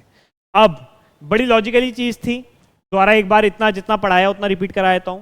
Planning department bill of material ready करेगा, जो एक लिस्ट होगी जो जो मटेरियल सही है प्लान के बेस पे एक मटेरियल को प्रोड्यूस करने के लिए। उसके बाद जो आपका प्रोडक्शन डिपार्टमेंट है वो आपका मटेरियल एक्विजिशन नोट रेस करेगा, जिस बेस पे वो किस पे रेस करेगा? स्टोर पे रेस करेगा, ताकि उसको जो भी सामान उसे चाहिए उसे मिल जाए। अगर वो सामान स्टोर्स के पास भी अवेलेबल नहीं है तो यानी कि सामान परचेज करना पड़ेगा मार्केट से, तो उस बेस पे वो परचेज एक्विजिशन रेज हो जाएगा। चलिए, प्रोडक्शन डिपार्टमेंट पे परचेज एक्विजिशन आ गया है। अब सॉरी, परचेज डिपार्टमेंट पे परचेज एक्विजिशन आ गया है। अब क्या अगला स्टेप क्या होने वाला है इसका? इसका अगला स्टेप ये होने वाला है, परचेज डिपार्टमेंट को परचेज करना पड़ेगा सामान मार्केट से। अब परचेज करने का तरीका क्या है? जो दिख रहा है उससे परचेज कर लेंगे यार, ये कॉम्पिटिटिव मार्केट है। आपको बेस्ट क्वालिटी चाहिए, बेस्ट प्राइस चाहिए, और जो आपके लिए मोस्ट सुटेबल क्वांटिटी है। मान लीजिए यार मैं तो चाहता हूं मेरा जो गोडाउन है वो ऐसा है, मेरे को तो 100 यूनिट्स के लॉट में सामान चाहिए, यानी कि बेस्ट या ऑप्टिमम क्वांटिटी भी चाहिए जो आपके लिए बेस्ट है। क्वांटिटी तो डिपेंड करेगी किसका क्या वेयर हाउस का साइज है, क्या उसका जीआईटी है, क्या उसकी कॉस्टिंग है। चलिए इस बात को, स्टोरेज कॉस्ट क्या है, इंश्योरेंस कॉस्ट क्या है, ये सारी चीजें होती हैं। तो यानी कि बेस्ट क्वालिटी चाहिए, बेस्ट प्राइस चाहिए, ऑप्टिमम क्वांटिटी चाहिए, तीनों चीजें आपको चाहिए। परचेज डिपार्टमेंट क्या करेगा? क्या करेगा? परचेज डिपार्टमेंट आपका मार्केट में वेंडर से आपके कोटेशन मंगाएगा, उन कोटेशंस को कंपेयर करेगा, और जहां से उसको बेस्ट क्वांटिटी, बेस्ट क्वालिटी और ऑप्टिमम प्राइस मिलेगा, या फिर दूसरे वे में कहिए बेस्ट क्वालिटी, बेस्ट प्राइस और ऑप्टिमम क्वांटिटी मिलेगी, जो उसके लिए ऑप्टिमम है, वो वहां से कोटेशन को जो मंगाई होगी उसको फाइनल कर देगा, और उस बेस पे जो परचेज डिपार्टमेंट है आपका वो पीओ रेस कर देगा। पीओ यानी कि परचेज ऑर्डर।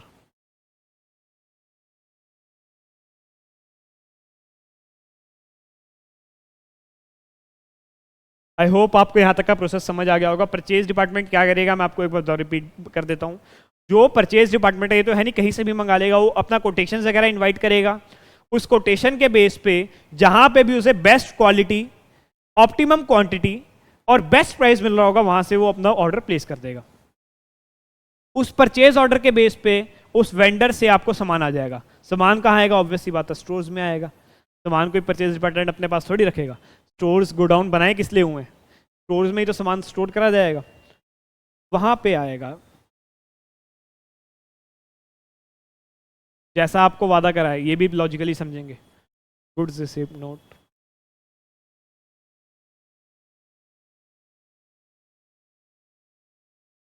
अब ये गुड्स रिसीव्ड नोट क्या है? यहां पे स्टोर्स पे आपका गेट कीपर खड़ा होगा।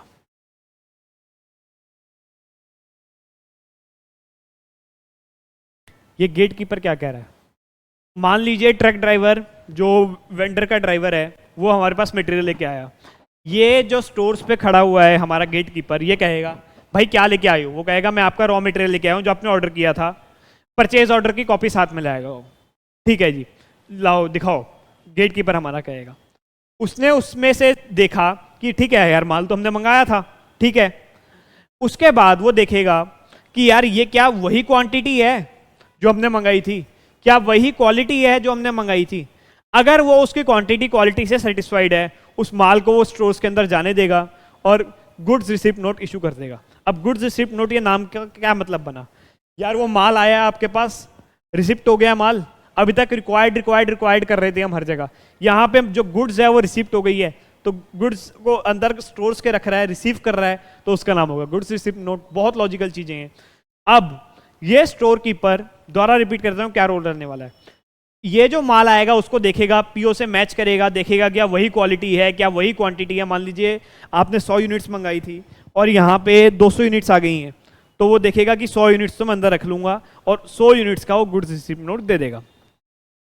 अब मान लीजिए कुछ एक्स्ट्रा क्वांटिटी आई हुई है, आपने 100 ऑर्डर करी थी, वेंडर ने अपनी तरफ से 200 भेज दी, और इंस्ट्रक्शंस ऊपर से ऐसे होते हैं कि यार जो पीओ से मैच ना हो चीज उसको आप वापसी भेज दीजिए। अब ये क्या करेगा, जो हमारा गेट कीपर है वो क्या करेगा, 100 यूनिट्स का तो उसको गुड्स रिसीप्ट नोट दे देगा, बाकी जो 100 यूनिट्स हैं उसको वो ना रखेगा स्टोर्स में और उसको दे देगा मटेरियल रिटर्न नोट।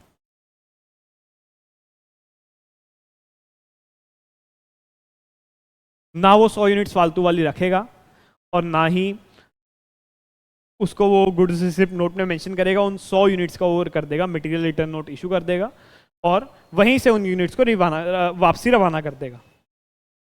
अब ये तो हमने बात करी कि एक्स्ट्रा क्वांटिटी आ गई हो, ऐसा भी तो हो सकता है क्वालिटी बेकार हो। आपने मान लीजिए आपका बैट बनाने की फैक्ट्री है, आपने हाई क्वालिटी विलो मंगाई थी, कश्मीरी विलो मंगाई थी, जो विलो आई है वो सड़ी हुई विलो है, उससे आपका जो कंडीशंस लिखी हुई थी पीओ में वो मीट ही नहीं हो रही। और स्टोर कीपर जो होता है ये कोई ऐसे ही बंदा नहीं होता, बहुत ट्रेंड बंदा लगाया होता है यहाँ पे, क्योंकि एक बार आपने गुड रिसिप्ट नोट इशू कर दिया तो बाद में चीजें कॉम्प्लेक्स हो जाती हैं आपके लिए। माल को अंदर स्टोर से लेने से पहले आपके पास सारे ऑप्शन है, तो यहाँ पे जो एम्प्लॉय होता है बहुत ट्रेंड होता है, इसको पता होता है कि कौन सा माल सही है कौन सा गलत है।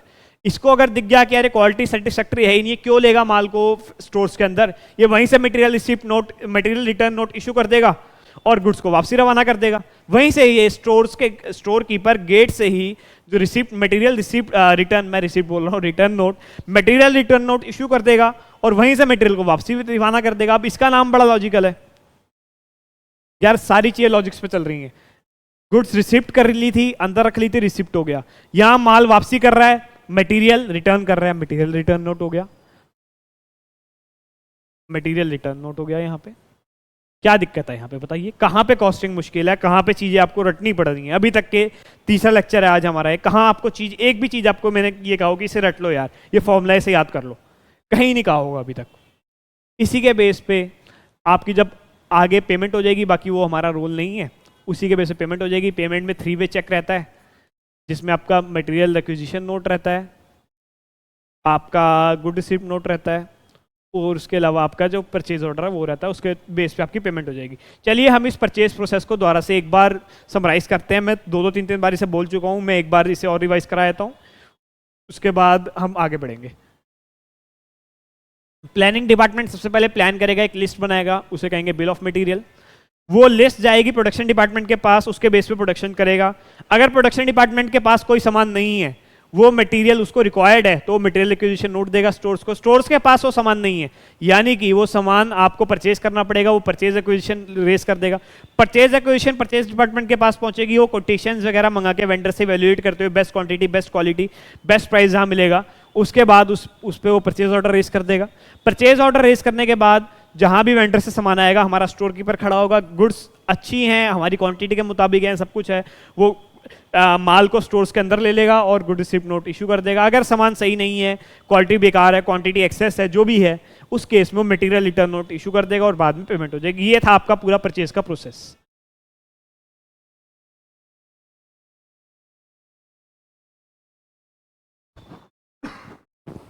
चलिए अब हम आज के लेक्चर के कुछ आखिरी टॉपिक्स करते हैं और बहुत इंपॉर्टेंट टॉपिक्स रहने वाले हैं। As the name suggest material costing. यार आप कोई सामान खरीदते हो, आपने मान लीजिए एक एसी खरीदा, उस एसी का प्राइस है 20,000 रुपये। 20,000 मैंने कम बोल दिया, आज के में गर्मी वैसी पूरी हो रही है। एसी का प्राइस है मान लीजिए 35,000 रुपये। आपने लॉयड का एक एसी खरीदा, उसका प्राइस है 35,000 रुपये। अब उस एसी को खरीदने में, ये तो प्राइस हो गया, उसमें हो सकता है आपको कोई स्ट्रेट डिस्काउंट दे दिया हो 10%, उसे आप लेस कर देंगे। उसमें हो सकता है कुछ आपके कन्वीनियंस फीस वगैरह लगा दी हो, आजकल ऑनलाइन खरीदा था उसमें कन्वीनियंस फीस वगैरह लगा देते हैं, जैसे मान लीजिए आपने अमेजोन से खरीदा, उसमें कन्वीनियंस फीस लगा दी हो, वो ऐड हो जाएगी। उसमें हो सकता है कुछ इंस्टॉलेशन फीस लगा दी हो, वो भी ऐड हो जाएगी। उसमें हो सकता है कोई और डिलीवरी चार्जेस वगैरह लगा दिए हो, वो भी ऐड हो जाएंगे।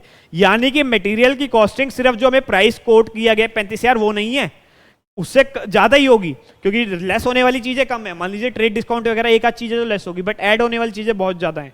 यानी कि जो एक्चुअल में जो प्राइस हमें कोट करा जाता है सिर्फ वो प्राइस नहीं होता, इसमें कुछ चीजें ऐड होती हैं, कुछ चीजें लेस होती हैं, और उसी का बेस पे हमने एक्चुअल मटेरियल की क्या कॉस्ट आई है, हमारे एक्चुअल रॉ मटेरियल क्या कॉस्ट आ रही है, वो हमने समझना है। जो प्राइस हमें दिया गया मान लीजिए 35,000 पे, वो एक्चुअल प्राइस नहीं है, एक्चुअल उसकी कॉस्ट क्या है, एक्चुअल हम उसे कितने पे रिकॉर्ड करेंगे अपनी बुक्स में, कॉस्टिंग की बुक्स के लिए, वो हम आज समझेंगे। ये बात जब भी मैं बोलूंगा बुक्स में, ये कॉस्टिंग की बुक्स की बात हो रही है, यहाँ फाइनेंशियल अकाउंट्स को लिंक मत करिएगा, कॉस्टिंग की बात हो रही है। चलिए अब मैं आपसे पूछता जाऊंगा, मैं कुछ पॉइंट्स लिखूंगा और मैं आप पे छोड़ूंगा कि आप मटेरियल की कॉस्ट में ऐड करेंगे, लेस करेंगे, या क्या करेंगे, या कंसीडर ही नहीं करेंगे। चलिए सबसे पहले आ गई आपकी परचेस कॉस्ट, परचेस प्राइस लिख दीजिए। क्या हुआ, परचेस कॉस्ट। अब बताइए इसको लेंगे नहीं लेंगे, इंक्लूडेड होगा या नहीं इंक्लूडेड होगा? यार ऑब्वियस सी बात है इंक्लूड होगा। 35,000 का एसी है, उसको तो आप प्राइस में जो मटेरियल है आपका उसमें लेंगे, ये तो आप मटेरियल कॉस्ट में लेंगे। मैं आपको एसी का एग्जांपल इसलिए दे रहा हूँ क्योंकि वो इजी है। चलिए मैं एग्जांपल इसको चेंज करता हूँ क्योंकि रॉ मटेरियल का एग्जांपल लेते हैं हम। जो भी आपका परचेज प्राइस है, मान लीजिए कुछ भी आपने परचेज करा, आपने एक गाड़ी के लिए स्टीरियो सेट परचेज करा, वो जो स्टीरियो सेट है उसका जो परचेज कॉस्ट हो तो इंक्लूड होगा ना। उसके अलावा दूसरी बात, दूसरी चीज ट्रेड डिस्काउंट। एक बहुत बड़ा मिसकॉन्सेप्शन है बच्चों का, वो मैं क्लियर करता हूँ। वो कहते हैं ट्रेड डिस्काउंट क्या है, ट्रेड डिस्काउंट वो डिस्काउंट है जो बल्क क्वांटिटी परचेज पे मिलता है, ऐसा नहीं है। तो फिर ये क्या है? अगर ट्रेड डिस्काउंट वो है तो ये क्या चीज़ है? बहुत कॉन्सेप्चुअली हम पढ़ने वाले हैं हर चीज़ों को, मैं इसलिए आपको बार बार बोलता हूँ। अगर ट्रेड डिस्काउंट वो डिस्काउंट है जो क्वांटिटी परचेज पे मिलता है, बल्क परचेज पे मिलता है, तो क्वांटिटी डिस्काउंट क्या है? ट्रेड डिस्काउंट और क्वांटिटी डिस्काउंट अलग अलग होते हैं। ट्रेड डिस्काउंट वो नहीं होता जो बल्क परचेज पे मिलता है। क्या होता है फिर ट्रेड डिस्काउंट? ट्रेड डिस्काउंट वो डिस्काउंट होता है, आपने देखा होगा हमारी मदर्स के अंदर बार्गेनिंग स्किल्स बहुत अच्छे होते हैं। वो बातों बातों में अपने रिलेशंस की यार हमारे आपसे 10 साल पुराने रिलेशंस हैं, हम 10 साल से यहीं से शॉपिंग कर रहे हैं, ऐसी कहानियां वानियां करके जो भी आप डिस्काउंट, जो भी मतलब सामने वाले वेंडर से प्यार से बात करके जो भी आप डिस्काउंट ले लेते हैं in the normal course of trade. Discount ये वो डिस्काउंट है जो in the normal course of trade आता है।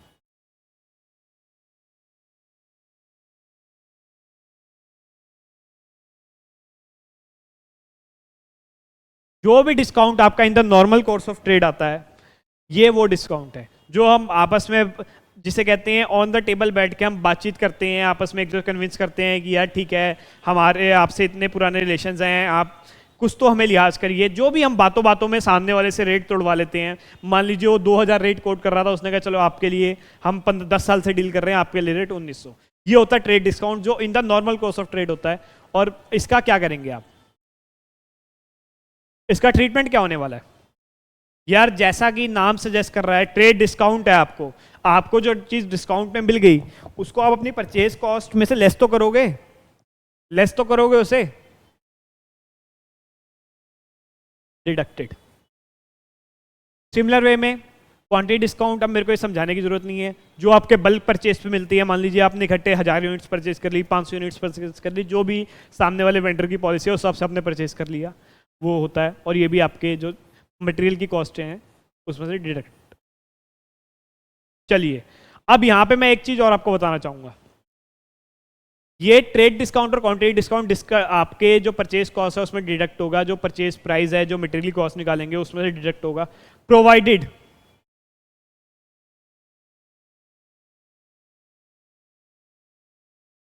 Not already deducted.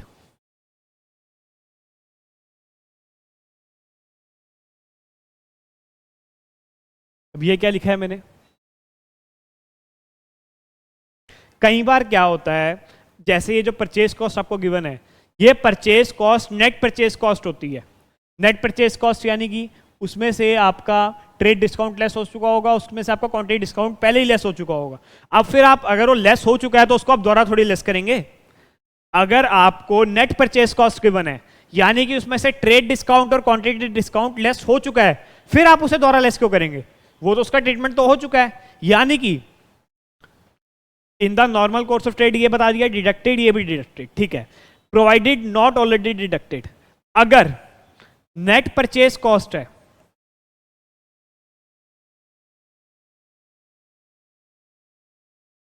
तो नॉट डिडक्टेड, क्योंकि ये ऑलरेडी डिडक्ट हो चुका है। ये क्वेश्चन के लिए बहुत रेलेवेंट पॉइंट रहता है, बच्चों को कंफ्यूजन रहती है इसमें लास्ट तक, इसलिए मैं आपको शुरू में बता के चल रहा हूं। अगर नेट परचेज कॉस्ट है, यानी कि जो ट्रेड डिस्काउंट और क्वांटिटी डिस्काउंट है ऑलरेडी डिडक्ट हो चुका है, फिर आप उसे क्यों डिडक्ट करेंगे? बार बार थोड़ी करते रहेंगे। और अगर नॉर्मल परचेज कॉस्ट लिखा है या ग्रॉस परचेज कॉस्ट लिखा है, अगर परचेज कॉस्ट सिर्फ लिखा है तो उसको ऑब्वियस ही बात है वो ग्रॉस ही है, तो फिर आप उसमें से डिडक्ट कर देंगे।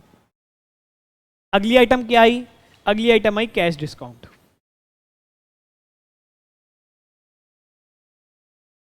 यह बहुत लॉजिकल सी चीज है। क्या करेंगे इसका? हम इसको भी डिडक्ट नहीं करेंगे।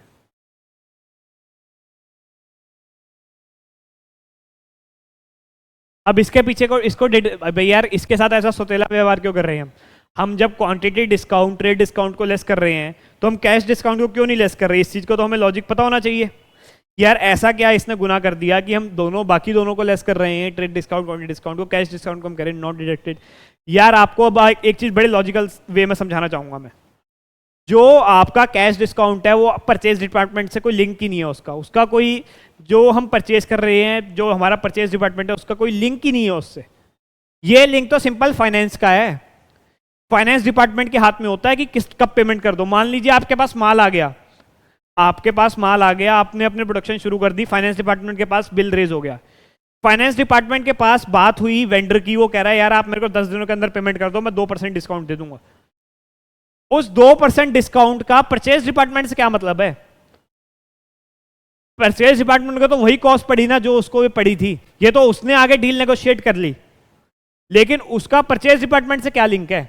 ये तो in sort of way financing component है, ये फाइनेंस का कंपोनेंट है इसके अंदर जो कैश डिस्काउंट है। इसका मटेरियल से क्या लिंक है? जिस चीज का डायरेक्ट मटेरियल से कोई लिंक ही नहीं है आपका, उसको आप क्यों लेस करेंगे मटेरियल कॉस्टिंग में से? तो फाइनेंसिंग अरेंजमेंट है एक तरह से। यार वेंडर की हमारे फाइनेंस टीम से बात हुई, उसने कहा यार 10 दिन में पेमेंट करा दो, मैं आपको 2% डिस्काउंट दे रहा हूं, उस फाइनेंस टीम ने पेमेंट करा दी। इसका मटेरियल कॉस्ट से क्या इंपैक्ट पड़ रहा है? ये तो फाइनेंस का कोई एक कंपोनेंट है और उस फाइनेंस के कंपोनेंट को हम अपने मटेरियल के कॉस्ट में कंसिडर नहीं करेंगे, इसका कोई ट्रीटमेंट नहीं होगा। इस चीज को नोट कर लीजिए, जो भी आपकी कैश डिस्काउंट होता है ये फाइनेंसिंग कंपोनेंट होता है, फाइनेंसिंग कंपोनेंट होता है, इसका नो इंपैक्ट आएगा। Not deducted. चलिए अगली चीज के बारे में बात कर लेते हैं, सब्सिडी, ग्रांट, इंसेंटिव।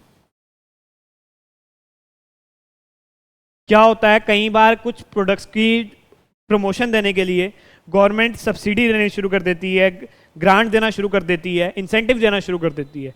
जब जिन प्रोडक्ट्स पे सब्सिडी ग्रांट या इंसेंटिव आपको रिसीव हो गए हैं, यार आपको क्या मतलब है? आपको तो गवर्नमेंट से उस पर डायरेक्टली सब्सिडी ग्रांट रिसीव हो रहा है, आपको ये चीज पता है, परचेस करते टाइम आपको ये चीज पता है, आप उसी बेस पे उतनी कॉस्ट लेस करते हुए कंसीडर करते हुए आप परचेस कर रहे हैं कि हाँ ठीक है यार। मान लीजिए जैसे ई व्हीकल्स को गवर्नमेंट प्रमोट करती है, ई व्हीकल्स में क्या होता है कि कुछ आप परचेस कर लीजिए, से हम मैन्युफैक्चरर हैं, हमें गवर्नमेंट कह रही है बैटरी की कॉस्ट 80,000 रुपये, आप 80,000 रुपये पे करेंगे, बट आपको अकाउंट में 20,000 रुपये की सब्सिडी आ जाएगी।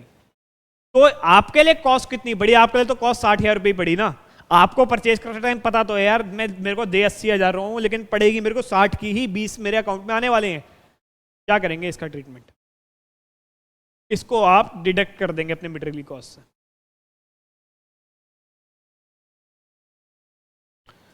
अगला पॉइंट,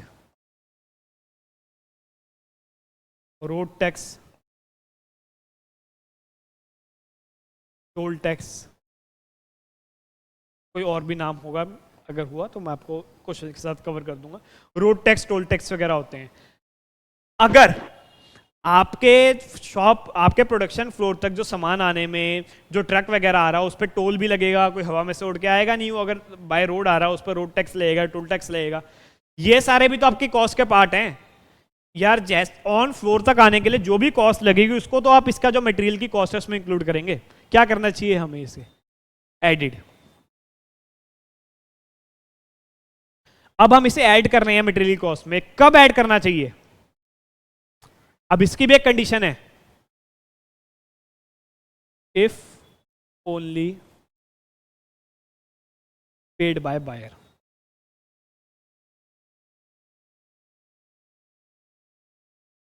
अब मान लीजिए जो आपने रोड टैक्स, टोल टैक्स जो भी पे करा वो आपका सप्लायर अपने एंड पे प्रोवाइड कर रहा है। यार आपको थोड़ी कॉस्ट लगी फिर उसकी, अगर सप्लायर ने प्रोवाइड कर दिया फिर आपको कॉस्ट जब उसकी पड़ी नहीं है, आपके लिए वो कॉस्ट है ही नहीं, तब थोड़ी आप उसको ऐड करेंगे। आप तो तभी ऐड करेंगे ना, आप बायर हैं यहाँ पे, आप वेंडर से परचेज कर रहे हैं, अगर आपको उसका जो मोल है, आपको जो उसका जो पैसे चुकाने पड़े तभी तो आप ऐड करेंगे। तो ये रोड टैक्स टोल टैक्स तभी ऐड होगा if paid by buyer.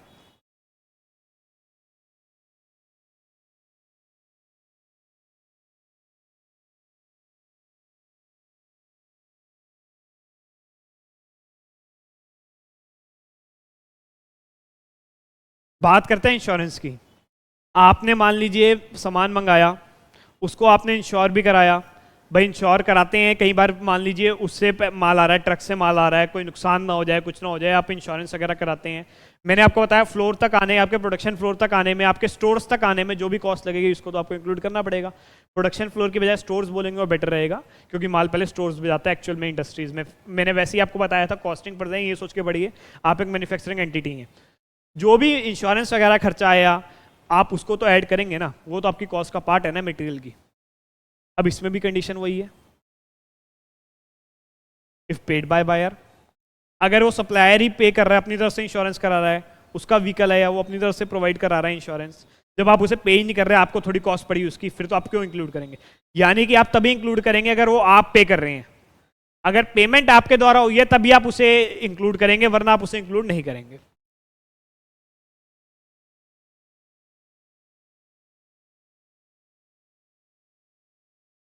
Insurance में एक चीज मैं और कवर करना चाहूंगा आपके साथ। इंश्योरेंस में कई बार क्या होता है, मान लीजिए सामान आपके पास आया, उसमें से आपने 200 यूनिट्स आई आपके पास, 100 यूनिट्स आई थी, 100 डिफेक्टिव थी, और इंश्योरेंस की कॉस्ट आपको पड़ी 10,000 रुपये। अब आपने 100 यूनिट्स तो रख ली और 100 यूनिट्स वापसी भेज दी कि ले जाइए डिफेक्टिव यूनिट्स है, ये नहीं चाहिए हमें, तो आप इंश्योरेंस की कॉस्ट कितनी मानेंगे? क्या, क्योंकि आपने आधी यूनिट रख ली, आधी वापसी भेज दी, क्या इंश्योरेंस की कॉस्ट 10,000 रुपये होगी या 5,000 रुपये होगी या जीरो ऐड करेंगे? अब क्या करेंगे उस सिनेरियो में? 1 मिनट दिमाग लगा के सोचिए, बहुत लॉजिकल चीज है। क्या सोचा आपने?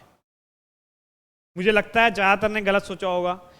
आपने सोचा होगा 5,000 करेंगे, बट ऐसा नहीं होगा। इसको लॉजिक से समझिए। यार वो जो ट्रांसपोर्ट वाला है जिसको आपने वादा करके भेजा है कि यार इसका इंश्योरेंस करो और हम आपको 10,000 रुपये देंगे, उसको क्या मतलब है? आप कोई कुछ सामान ना मत रखो यार, अब सारा वापसी कर दो। उसने तो 10,000 रुपये का आपने उसके बाद इंश्योरेंस का वो कर दिया, कॉन्ट्रैक्ट कर दिया, उसको 10,000 रुपये देने पड़ेंगे आपको। आप माल नहीं रख रहे, इसमें उसका फॉल्ट थोड़ी है, उसको तो आपको पूरा अमाउंट देना पड़ेगा ना इंश्योरेंस का। तो यहाँ पे चाहे 100 यूनिट्स आपने वापसी कर दी, इंश्योरेंस की टोटल कॉस्ट आ जाएगी आपके ऊपर 10,000 रुपये, और वो आपके मटेरियल की कॉस्ट में मानी जाएगी। इसमें एक लास्ट पॉइंट हम और कवर कर रहे हैं। लास्ट पॉइंट आपका क्या रह गया? हम purchase cost, trade discount, quantity discount, cash discount, subsidy हो गया, रोड टैक्स हो गया, इंश्योरेंस हो गया। एक पॉइंट मिस हो रहा है हमारा, वो एक पॉइंट आपका रहेगा कस्टम ड्यूटी। कस्टम ड्यूटी कब लगती है? जब सामान इंपोर्ट करा जाता है, और अगर रॉ मटेरियल इंपोर्ट करा जाएगा उस पर भी ड्यूटी लगेगी, और वो भी आपके मटेरियल कॉस्ट में इंक्लूड होगी। अब क्या इंक्लूड करा, क्या इंक्लूड नहीं करा, बस कंक्लूड कर रहे हैं हम इसे। परचेज कॉस्ट जो है आपकी ऑब्वियसली बात है इंक्लूड होगी। ट्रेड डिस्काउंट जो है वो नॉर्मल कोर्स ऑफ ट्रेड में होता है, वो डिडक्ट होगा। क्वांटिटी डिस्काउंट डिडक्ट होगा। कैश डिस्काउंट फाइनेंसिंग का कंपोनेंट है, इसका कोई रोल नहीं है, इसका कोई ट्रीटमेंट नहीं होगा। जो सब्सिडी, ग्रांट, इंसेंटिव वगैरह होगा वो डिडक्ट होगा क्योंकि आपकी कॉस्ट कम हो रही है। Road tax, toll tax add होगा, but only if paid by buyer. इस चीज पे हमेशा गौर करिएगा, अगर बायर ने पे नहीं करा तो डिडक्ट नहीं होगा। इंश्योरेंस का क्या होगा? ये भी आपके ऐड होगा। रोड टोल टैक्स ऐड होगा, मैं डिडक्ट बोल दिया शायद फ्लो में, ऐड होगा only if paid by buyer. Insurance add होगा only if paid by buyer, और कस्टम ड्यूटी तो ऐड होगी ही होगी क्योंकि आपके मटेरियल की कॉस्ट है। दोबारा लास्ट टाइम इसको समराइज कर रहे हैं, बहुत इंपॉर्टेंट है, बेस बनाने वाला है ये आपके चैप्टर का। मटेरियल कॉस्टिंग में क्या क्या होगा? परचेज कॉस्ट जो होगी वो इंक्लूड होगी। ट्रेड डिस्काउंट जो आपका होगा वो डिडक्ट हो जाएगा। क्वांटिटी डिस्काउंट आपका डिडक्ट हो जाएगा। कैश डिस्काउंट जो आपका है वो फाइनेंसिंग कंपोनेंट है, उसका परचेज डिपार्टमेंट से कोई लेना देना नहीं है, वो फाइनेंस डिपार्टमेंट से लिंक्ड है, उसका कोई ट्रीटमेंट नहीं होने वाला, उसको डिडक्ट नहीं करेंगे। सब्सिडी ग्रांट इंसेंटिव, उससे आपकी कॉस्ट कम हो जाती है, मटेरियल की डिडक्ट होगी।